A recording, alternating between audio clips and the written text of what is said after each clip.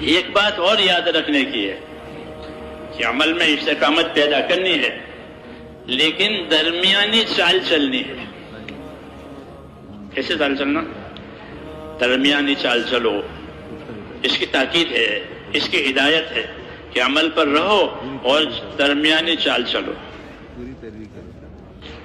نہ جوش میں آگے نکل جاؤ نہ سستی میں پیچھے رہ جاؤ۔ القصد القصد تبلغو، ہدایت ہے، القصد القصد تبلغو، کہ درمیانی چال چلا کرو، درمیانی چال چلا کرو تو منزل تک پہنچ جاؤ گے۔ کیوں کہ اگر سستی میں پیچھے رہا تو پھر کیسے پہنچے گا؟ اور جوش میں آگے نکل گیا تو کام بگڑ گیا۔ اس لیے حکم ہے کہ کھانے کمانے میں، عبادت میں، ہر کام میں درمیانی چال چلو۔ تقصیر اور سستی بھی نہ ہو۔ سستی کیسے کہتے ہیں؟ سستی کی کیا تعریف ہے؟ عربی میں سستی کو کسل کہتے ہیں۔ حضور صلی اللہ علیہ وسلم نے سستی سے پناہ مانگی ہے کہ اللہ سستی سے تیری پناہ مانگتا ہوں۔ جیسے دوزخ سے پناہ مانگے، قبر کے عذاب سے سستی سے پناہ مانگے۔ تو سستی کسے کہتے ہیں؟ یہ مذاکرہ ہے کہ سستی کسے کہتے ہیں۔ تو کتابوں میں سستی کی تعریف کی ہے۔ سستی ما الکسل ما ہوا، کسل کیا چیز ہے، سستی کیا چیز ہے۔ تو سستی کا مطلب یہ نہیں ہوتا کہ پلنگ پر پڑا ہے، انگڑائیاں لے رہا ہے، یہ نہیں، یہ سستی نہیں ہے۔ سستی اسے کہتے ہیں کہ ایک کام ہے ذمہ داری کا، اور ذمہ داری کے پورا کرنے کی برابر طاقت ہے، پھر بھی پورا نہیں کرتے، اسے کہتے ہیں، اسی کا نام سستی۔ اور سستی کا اثر و خاصیت کیا؟ کہ سستی کا اثر و خاصیت یہ ہے کہ سستی آدمی کو حق سے پیچھے کرے گی، آگے نہیں بڑھائے گی۔ تو سستی کا مطلب یہ ہے کہ ایک کام ہے، اس کی ذمہ داری دی گئی ہے، اس کو پورا کر سکتے ہیں، پھر بھی نہیں کرتے، اسے کہتے ہیں سست۔ اور اس کی کیا خاصیت ہے؟ کہ اس کی خاصیت پیچھے ڈالنے کی، کہ سست آدمی پیچھے رہے گا، نماز میں پچھلی صفوں میں ہوگا، کیوں کہ یہ سست ہے، کوئی عذر نہیں ہے، کوئی عذر نہیں ہے، سستی ہے، یعنی ذمہ داری پوری کرنے کی فکر نہیں ہے۔ تو یہ چیز پیچھے ڈالے گی۔ اللہ تعالیٰ نے فرمایا کہ قیامت میں ہر آدمی کو آگاہ کیا جائے گا، کس بات کا؟ کہ بما قدم واخر، ينبأ الانسان يومئذ بما قدم واخر۔ ہر آدمی کو قیامت میں آگاہ کیا جائے گا، اس نے کون سی چیز کو آگے کر دیا، کون سی چیز کو پیچھے کر دیا، کون سی چیز میں آگے رہا، کون سی چیز میں پیچھے رہا۔ تقدیم تاخیر۔ تو سستی کا اثر پیچھے ہونا ہے کہ تم یہ پیچھے رہ گئے تھے۔ بہت سے حضرات صحابہ جو بعد میں ایمان لائے، ان کو اس کی حسرت تھی کہ لوگ شروع میں ایمان لائے، آگے نکل گئے، ان کے فضائل آئے، ان کے مناقب آئے، ان کی بزرگیاں آئی، ہم پیچھے رہ گئے۔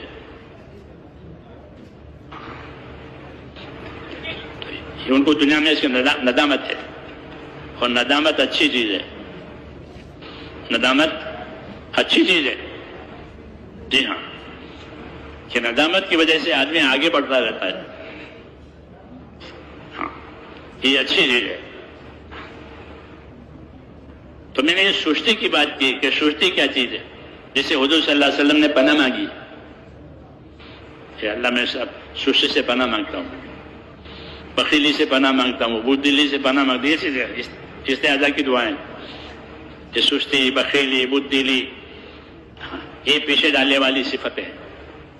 ہاں تو کیا کریں؟ مولانا انعام صاحب کوئی کہتے حضرت سستی بہت ہے، تو حضرت فرماتے تھے کہ سستی کے اللہ چستی، سستی کے اللہ چستی. جی ہاں، کیوں کہ اس سے آدمی پیچھے جاتا ہے، اور حکم یہ ہے آگے بڑھنے کا. اللہ کا کیا حکم ہے؟ آگے بڑھو، آگے بڑھو. ہاں، جنت حاصل کرنے کے لیے آگے بڑھو، اللہ کی رضا حاصل کرنے کے لیے آگے بڑھو. ہاں تو میں اس پر کہہ رہا تھا کہ آگے بڑھنا، لیکن اعتدال کے ساتھ. کس کے ساتھ؟ اعتدال کے ساتھ، کہ درمیانی چال چلو.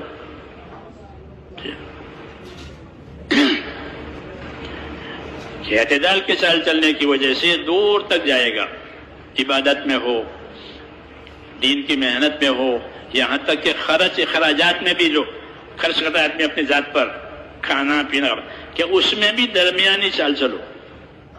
ما اعلی من اقتصد، حدیث شریف میں کہ ما اعلی من اقتصد، کہ وہ آدمی غریب نہیں بنے گا جو درمیانی چال چلتا ہے خرچ کرنے میں. وہ جو خرچ کرنے میں درمیانی چال نہیں چلتا، غیر ضروری خرچ کرے گا، وہ زیادہ محتاج ہوگا، اس پر محتاجی آئے گی، ضرورتیں بڑھ جائیں گی اور اسباب نہیں ہوں گے. تو دین کے کاموں میں بھی میرے دوستو کہ بھی درمیانی چال چلو. غلو بھی نہ ہو. دو باتیں، کہ غلو نہ ہو کہ حد سے آگے نکل گئے، ترتیب، طریقہ، اصول، اسلوب کچھ نہیں، آگے نکل گئے، کہ اس کو غلو کہتے ہیں. کہ غلو کرنا منع ہے. حکم کو حکم کی حد تک، طریقے کو طریقے کی حد تک، اور درمیانی چال چلے، کہ غلو نہ پیدا ہو جائے. ہاں، جو غیر ضروری ہے اس کو ضروری نہ بناوے، جو غیر ضروری ہے اس کو ضروری نہ بناوے، اور جو ضروری ہے اس میں کوتاہی نہ کرے. تقصیر کہتے ہیں اس کو، ضروری میں کوتاہی کرنا کہ یہ بھی صحیح نہیں ہے، اور غیر ضروری میں پھنس جانا کہ یہ بھی صحیح نہیں ہے. کہ درمیانی چال چلو. حضور صلی اللہ علیہ وسلم کو اللہ تعالیٰ نے ایسا دین دیا ہے جو معتدل ہے، درمیانی. ہاں، معتدل طریقے سے جاننا، کہ جب معتدل طریقے سے چلیں گے تو ہر حقدار کا حق ادا ہوگا درمیانی چال چلنے سے. ہاں، یہ بڑا فائدہ. اور درمیانی چال چلنے کی وجہ سے آدمی منزلیں طے کرتا چلا جائے گا، اور جوش میں آگے بڑھ گئے پھر تھک کے بیٹھ جائیں گے، اور سستی میں پیچھے رہ جائیں گے تو منزل کو نہیں پہنچے گا. کہ یہ دونوں طریقے غیر صحیح ہیں. السلام علیکم میرے عزیز دوستوں اور بھائیوں. آج ہم سب اپنی زندگی میں اتنے مصروف ہو چکے ہیں کہ ہمیں خود کو دیکھنے کا وقت ہی نہیں ملتا. کبھی سوچا ہے کہ آخری بار دل سے نماز کب پڑھی تھی، آخری بار اللہ سے رو رو کر کب معافی مانگی تھی. ہم دنیا کے پیچھے اتنا بھاگ رہے ہیں لیکن سکون پھر بھی ہمیں نہیں مل رہا. کیوں؟ اس لیے کہ سکون مال میں نہیں ہے، سکون صرف اور صرف اللہ کی یاد میں ہے. اللہ تعالیٰ ہمیں بار بار پکارتا ہے، واپس آ جاؤ، لوٹ آؤ میری طرف، لوٹ آؤ کامیابی کی طرف. لیکن ہم ہر دفعہ اس آواز کو بھلا دیتے ہیں. میرے بھائی، زندگی کا کوئی بھروسہ نہیں، نہ یہ جوانی رہنی ہے، نہ یہ وقت رہنا ہے، اور نہ ہی یہ طاقت رہنی ہے. ایک دن ایسا آئے گا جب صرف ہم ہوں گے اور ہمارے اعمال ہوں گے اور کچھ نہیں ہوگا ہمارے پاس. اگر آج ہم نے اپنی زندگی کو نہیں بدلا تو کل شاید موقع نہ ملے، اور شاید کل بہت دیر ہو جائے. ابھی بھی وقت ہے، ابھی بھی دروازہ کھلا ہے. اللہ تعالیٰ فرماتے ہیں کہ توبہ کا دروازہ میں نے قیامت تک اور موت تک کھلا رکھا ہے. بس ایک سچا قدم اٹھاؤ اور ایک سجدہ، اور دل سے بس کہہ دو کہ اللہ تعالیٰ ہم سے بہت گناہ ہو گئے ہیں، ہم نے بہت نافرمانیاں کر لی ہیں، یا اللہ میں واپس آ گیا ہوں، مجھے معاف کر دو. یقین مانو اللہ اتنا مہربان ہے کہ وہ تمہاری ایک قدم پر اپنی رحمت کے دروازے کھول دیتا ہے. تو آج ہی فیصلہ کریں گناہوں کو چھوڑنے کا، نماز کو پڑھنے کا، اور اپنے رب کی طرف لوٹنے کا. اللہ ہم سب کو ہدایت دے. اللہ ہم سب اور ہمیں اپنے دین پر چلنے کی توفیق عطا فرمائے، آمین۔